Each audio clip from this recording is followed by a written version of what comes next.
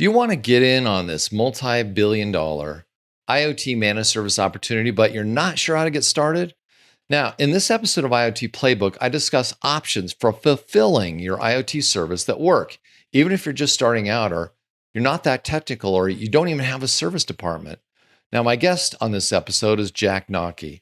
As the owner of IoT Advisor Group, Jack helps vendors and partners build their channel sales around IoT and connecting solutions. Now, previously, Jack helped build out the channel partnership program for Verizon and understands how to help channel partners get started quickly selling IoT solutions. In this episode, you'll discover the pros and cons of building your own IoT support organization versus outsourcing everything to a master agent, and how this decision will impact your revenue and profit. So, head on over to podcast.iotplaybook.com so you can learn how you can get started selling your IoT managed service quickly, even if you're just starting from scratch. Hey there, this is Mark Smith, and I'm the host of IoT Playbook. And I'm here with Jack Knocke, who is the owner of, tell me about your company again. Sure. I'm the owner of IoT Advisor Group. I help vendors and channel partners build their channel sales organization around IoT and connected solutions.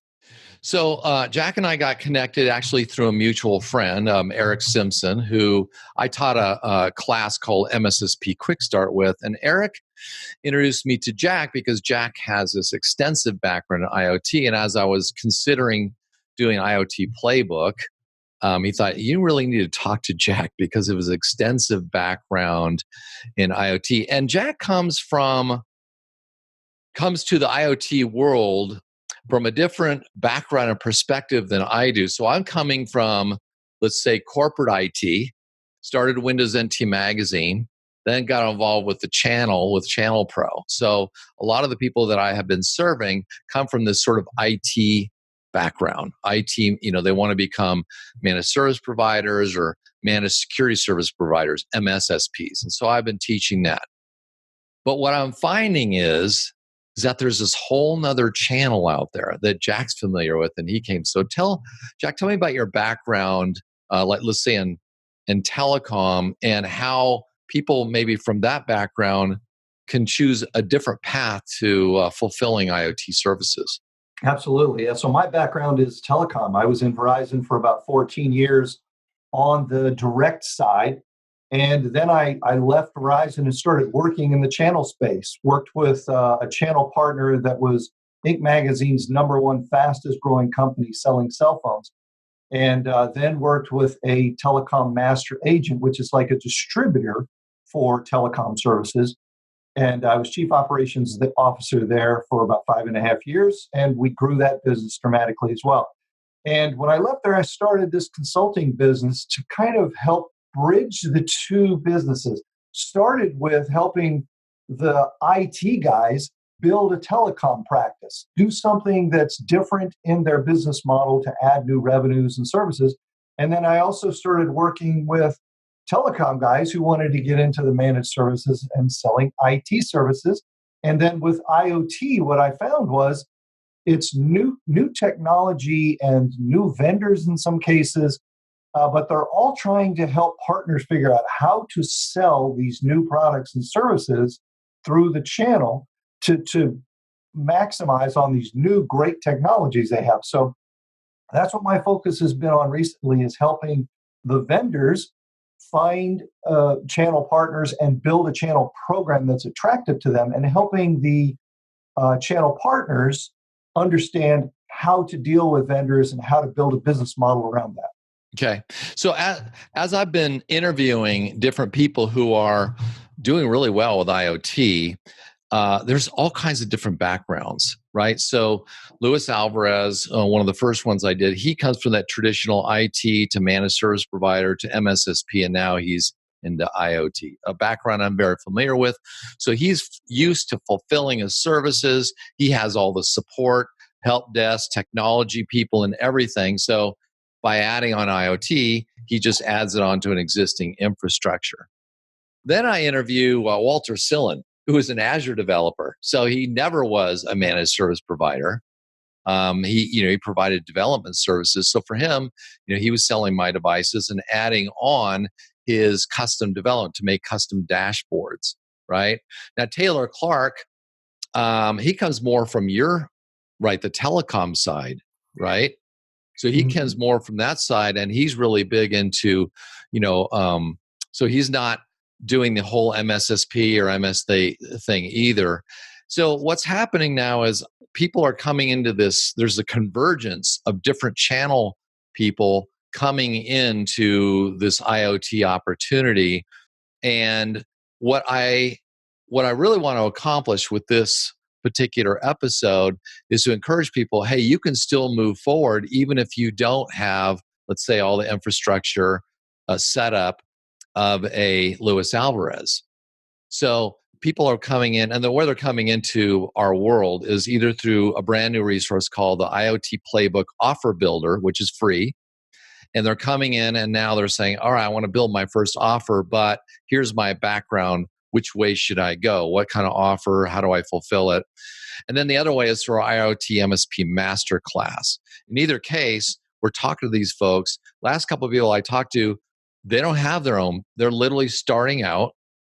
One of them actually has 10-year background in selling telecom.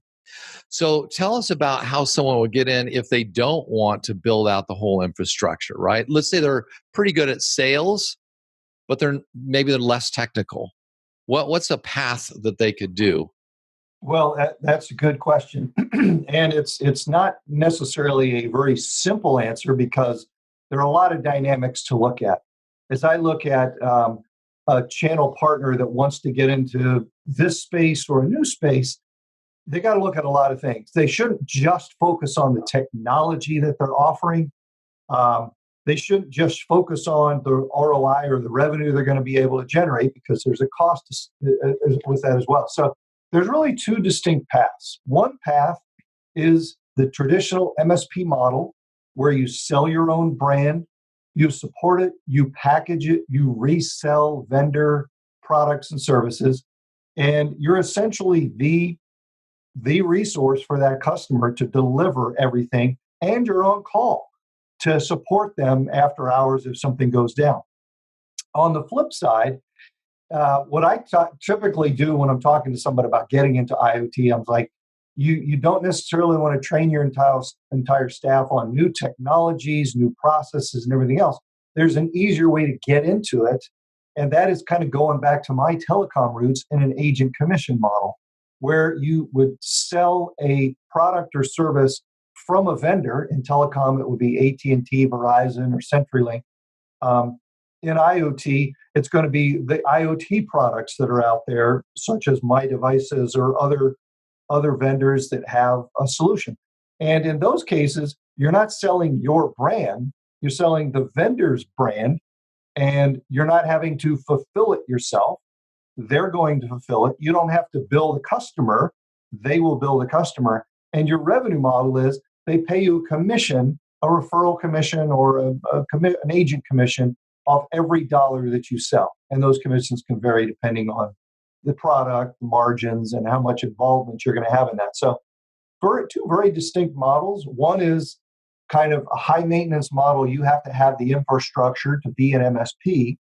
And the other one is maybe a lower entry point to be an agent commission model where really all you have to do is sell and get a commission. I like to use that as kind of a training wheel test drive to different vendors to say, now I can try out the vendor products. I can see how they deliver the service. I can see how their support level is. And I can look at how I can integrate that with my products and services and potentially bundle it and migrate to a resale model. Okay, so, and I heard about another scenario where, let's say a person was come from the OT world, operational technology. They installed HVAC. Okay, so they were coming in and they get phone calls for, hey, my air conditioning system doesn't work, right? And because you are the HVAC person, you can then kind of see what all their cold storage thing and say, well, there's a way that I can put this new, let's say, cold storage solution for My Devices in here. That way I get alerted if there's any problem, and it's more preventative maintenance than calling me after it breaks, right? And it is a recurring monthly fee and stuff. And you can do that in the agent model as well, where you're just adding on now an IoT managed service onto your OT world, right? That's No, another. that's a great example. Yeah. HVAC is something that everybody can relate to in their home, right? If you bought a home air conditioning system lately, they put in a thermostat that is internet connected. And they say, connected to your iPhone and you're all good. It's a self-service model. In the business world, there's much more that you can do there because now you can have sensors around the building. You can look at having some coordination between the sun side of the building in the morning and the sun side of the building in the evening as it sunsets, and coordinate your HVAC around that. And so as a vendor, you can sell them a thermostat and say goodbye, or you can sell them the managed services. Now you're selling the AC unit and you're selling the ability to manage that unit on their behalf, or just manage the sensors and the systems so they continue to work for them. So it's an opportunity for them to offer a managed service along with the hardware. So the agent model is good because you can, especially when you're first getting in, you may not understand all that networking stuff and how the connectivity and everything, but it's a real easy add-on to your business. And then your master agent, I guess, does the fulfillment for it. Who actually does the fulfillment of it? Well, typically the vendor is going to do the fulfillment. Okay. In a telecom example, AT&T, Verizon, they're going to build the fiber extensions and do what they need to do to help get the service to that customer. They're going to turn the phone service on or activate the circuits. So the vendor is doing that for them. In a resale, they're essentially selling it to you and then you go deliver it. So it's a lot easier in the agent commission model because the vendor is taking care of it. Now, the downside is many of the vendors, especially early stage vendors in IoT, they don't have a huge staff. So they'll do this because they have the expertise. But in the long term, they want those partners to be resale partners also, because they're going to need additional resources to get these installed on a national basis and help them scale their business. So I also know, let's say coming from the IT managed service provider world. Okay, let's say you do have a company like that, but you're wondering, hey, can I sell IoT or do I have to be certified or whatever? This is, again, is a partner opportunity. So Luis Alvarez, he had clients that were agribusiness. They had in fact, we got an episode that will be, that's available on Smart Greenhouse. So take a smart greenhouse. He may have done all the typical IT stuff, manage your laptop servers, that security stuff, but wasn't doing anything with the actual line of business, right? Now he's selling a smart greenhouse, but it's not like he knew about all those sensors that measure temperature and air and all that stuff. So in that case, he partnered on three different, he's more like an orchestra leader. He brings in a physical security vendor who puts in the cameras. He brings in KMC Controls, who puts in the intelligent edge device that controls all the sensors. He brings in another partner who actually knows how to program KMC. So he has three different players to do this whole thing. And of course, he is receiving managed services on all of it. Okay. So I think the point here is don't let a technology or a fulfillment issue or whatever keep you from getting in, because there are solutions to this. There's the agent model, which you don't have to do any fulfillment. You don't even have to be that technical. You just have to be good at selling, because your counterpart in the IT world who is technical may actually not be that great at selling. Right? Exactly. And so you have these two different approaches here that are coming in this world. And I have to tell you, from the feedback I'm getting, there are a lot of people who've, I would say probably the telecom guys are selling more IoT than the IT guys. No, I think you're right. In a lot of cases, they're leveraging their connectivity side of IoT and selling the cellular services, in some case, the LoRaWAN or whatever wireless connectivity that their vendors they're working with are selling. And so in some cases they're selling the piece that they have access to but they're not necessarily selling the full solution unless they've got a vendor that has the end-to-end solution, which I'm a big advocate of. I like that end-to-end solution so that the MSP doesn't have to figure out what the package is, the platform that they try to get them on, the sensors, the gateways, and the cloud storage, and try to kludge that all together into a solution. It's not always that easy, especially if you're new to the space. But again, why I like to try to have a vendor full solution. This way you can at least get it out there, try it out, and let the vendor kind of be the driver, and then migrate to a resale once you find that vendor that has the right technology and the solution that is attractive to the customers. Now, in that episode that you did with Terry McFarland, okay, so now what role was Terry playing in that scenario? Well, Terry that's an agent commission model, but it's a hybrid because he also offers managed services. The services he offers is cabling, installation, and things like that. So that's definitely a hybrid because he's selling it through our security services partner, but then adding his own technology services that he can offer to them as well. And he may end up becoming a regional or national support organization to get business referred to him because now he has that expertise. So if you are considering, getting an IoT, you don't have this infrastructure, a big company or whatever, and you want to get in as an agent, what do you look for? How do you find a master agent, and what should you look for in picking one? Well, each master agent has their own attributes, their own positives, their own negatives. They're in different geographies. They have a different portfolio in some cases, just like a distributor may be totally focused on Microsoft or HP or some other product. Master agents do the same thing. And in some cases, they're reselling another master agents. So the key is to find the right one that's going to help you maximize the amount of commission you can get and the level of support that you need as well in a geography that you are in that they support as well. Okay. And I understand that some master agents are sort of exclusive with a carrier.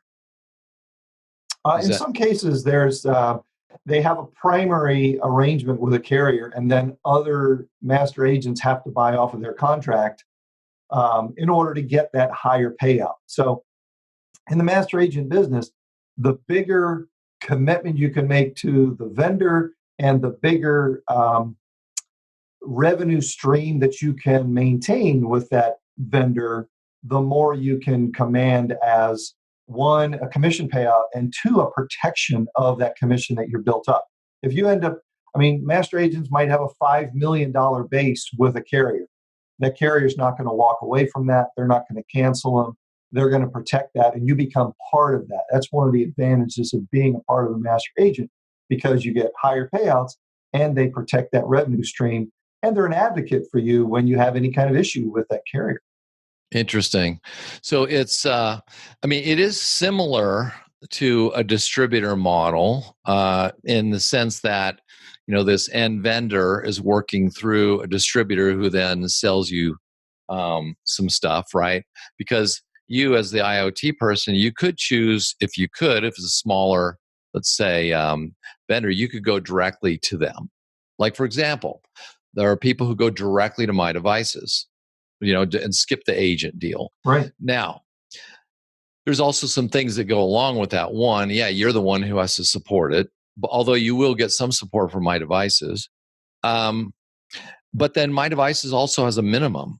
Hey, we want you to sell, $1,000 a month minimum in order to get a white label product, for example, let's say. Exactly. Whatever. So, in that resale model, there are upfront commitments because they're spending time and effort to get you that resale, and they're going to potentially private brand it on your behalf as well. Right. So there's investment that they have in that. Okay. Now, what about private branding? So, like, if you went to My Device directly, you could private brand, but if you went to a master agent, could you still private brand? Typically, no, because again, you're selling the vendor's brand. Okay. And then the vendor is billing it to the customer and paying you a commission. So, there 9 times out of 10, you're going to be, selling that vendor's brand and not private branding. Right. Okay. So, I mean, I think it just to kind of sum it up, when we in our free IoT class, Lewis talks about building up three services. In this particular case, he's using a product called Domos, and because he's doing everything from selling it to supporting it to everything, he shows some pretty high gross margins. Right. I mean, like 90%, 85%. Hmm. But man, he's doing everything. Okay. You flip over to the agent model, you could be a staff of one. You're a solopreneur, you sell it, you don't have to support it, fulfill it, take any of the calls or anything, but you're going to be in the teens, you know, 15 to 20% Right. commission And model. And the benefit of that is in many cases, those master agents have evergreen contracts. So once that customer buys, you're going to get your commission over the course of the years that they're buying. Okay. All right. Well, I think these are anything else that we should be aware of, as we think, because even on the IT side, I will tell you that today, getting in 2020, for example, if you got in 2015, you had to come up with everything. I mean, if you wanted to sell security, you had to do whole stacks. Today, coming in as a solopreneur, let's say you worked for an IT consulting company or another MSP, and my gosh, you got that itch, the entrepreneurial itch. I'm going to go out on my own. Well, today, you could literally, a lot of the things that you had to build on your own, you could actually outsource. For example, the help desk. There are plenty of Mhm. franchises who will do the help desk for you. The entire SOC or Security Operations Center, you can outsource that. And Mhm. along with that, a bunch of other things too, right? So you, I can see the IT model, getting to the point, where it can outsource a lot of things too, which then falls back to the two main things that everybody needs is sales and marketing. Right. A lot of things are being sold as a service, and it gives you the chance to not have to have that on staff. Your margins are lower when you outsource those types of things, and your control over them is lower as well. But hey, now you don't have to get more staff members every time you have some turnover every week, and so yeah, there's definitely benefits to each model, but the world has changed in the last 5 years. That's for Yeah. sure. So this agent model, again, go in, you could be a solopreneur, you could get going and you get a deal done and you're watching how all the machinery works. You have the Hmm. ability to do it without being responsible for it, right? Right. So you can test the waters. Any downside there, like when you sign a contract with a master agent, is there any, like if all of a sudden you decide 6 months later, hey, I think I want to start pulling some of this stuff in-house or do more on my own, is there any downside to that? That is typically taboo because once you've sold it through the master agent, through the vendor, those are pretty much locked in. Um, But let's say new clients. Okay, so you sold New your old clients, clients. there's no protection on that at all. It's just the legacy client that you've already sold. Now, if the client elects to move their service from one to another, a client can do anything they want. They're going to discourage the agent from encouraging that client to move it from the vendor that they sold it on to their own network, especially if they're cutting out the vendor that was sold, right? Because they put their investment into getting that account as well, and they're paying you commission essentially to keep that account running. But there's always opportunities. It's business. If you want to move it from an agent model to a resale model, yeah, there may be some negotiating you can do to that vendor to get it to transition, especially if it makes it simpler for them in the support side of things. So if you started off and you have you're carrying a product that the master agent has, but then later on you're saying, hey, there's a new product I want to offer to these existing clients. You don't rep it. What are we going to do? You're the client wants to buy it from me because I Oh, if have it's a it. new product, yeah, there's no holds barred on that if it's a Okay. new product. Yeah. All right. I'm Okay. just Yep. talking about you don't want to necessarily pull what you sold from that vendor Right. and move it to your own service without coordinating with it. Yeah. Okay. So one of the things you evaluate on the master agent side is, what do they have in their line cards, so to speak, that you can turn from a product into an offer? Because one of the things that we built up is a thing called IoT Playbook Offer Builder. And in the show notes, you're going to be able to link to that. But I teach, which is really important, not to necessarily lead with a product, but lead with an offer, because that offer might include, I got cold storage, I got some customized, maybe a little risk assessment. I might put in there some compliance work. I might put in there some cyber insurance policy, right? So if I lead with a product, there might be 15 guys all leading with the My Devices cold storage thing. Commodity product. Now it's a race to the bottom. But now I put that in with 3 or 4 other things into an offer. Now my offer is unique, right? So it would help then if a master agent sold a few things to help you create an offer versus just a product. What is the experience with master agents offering multiple things in their line card? Well, master agents have a wide line card, everything from cloud to cable to data centers. So they have the full suite that customer might need, and it's all in an agent commission model. So you can do the same thing, sell that whole portfolio into a customer and get a commission. Or in some cases, you can sell the piece that master agent has and then sell the rest of yours around it. If you're an MSP, well, my preaching in the early days was sell your IT services and then go back to the telecom and get your money from the circuits that the customer's buying as well, because in most cases, those customers are buying direct. And there's no reason why the master agent shouldn't get their percentage of what that customer's already buying, and then they can help the customer. In some cases, early in the days, the MSP didn't want to be associated with AT&T and Verizon and the outage that they might experience, because then it looks bad at for the MSP. But bottom line is, if they have both, I think they're going to be in a better position to get them both up and running, as opposed to saying, "Oh, that's a carrier problem. I can't do anything for you." Okay. So, Jack, I mentioned at the top of the program that you offer these services for both IoT vendors and partners. I am going to put a link in there. What is the next step really to get on your calendar and maybe have a strategy call and see if there's a good fit? What will be the next step? Absolutely, yeah. Because like you said earlier, guys are coming from a lot of different positions in their own businesses, and so first thing that I'd like to do is figure out where they're at. Are they a sophisticated channel partner looking to just tweak, or are they early in the space? And what I can do is help. In a lot of cases, the guys come to the table and they're focused on one thing. Here's the price I'm trying to offer. Well, let's not just look at the price, because what do you have to do to service it? Let's make sure that you've got all your costs accounted for in it. Or somebody comes with just a technology. I got this technology, it's great. But let's think about what it's going to take to implement that technology and support it and all that. So I like to look at it holistically as a business, and I'm happy to talk to folks, put a meeting on my calendar, and I'd love to talk to you about, where you can take this for your business. Great.